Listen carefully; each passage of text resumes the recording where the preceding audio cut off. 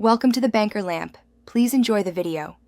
You start by making sure the Airpods Max and your iPhone are powered and paired. This prevents false diagnostics. Once charged, reset the headphones by pressing and holding the noise control button and digital crown for 15 seconds until the LED flashes. This clears transient firmware glitches. Make sure to also forget the Airpods Max in Bluetooth on your iPhone to remove stale profiles. Once done, close the paired app so no background process interferes when you repair. Now repair the headphones by holding them near your iPhone and accepting the pairing prompt. This rebuilds a clean connection. Once paired, open Control Center and confirm Active Noise Control is selected instead of Transparency. This ensures the ANC path is active.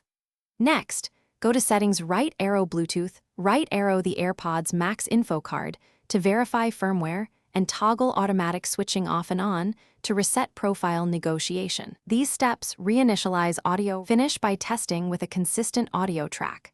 Toggle between active noise control and transparency to confirm the ANC engages and that noise floor drops. You should hear a clear difference. If the issue remains, perform a factory reset again, update your iPhone to the latest iOS, then repair so firmware can update. Make sure to note the serial number. If ANC still fails, contact Apple support because persistent issues often indicate hardware faults requiring repair or replacement.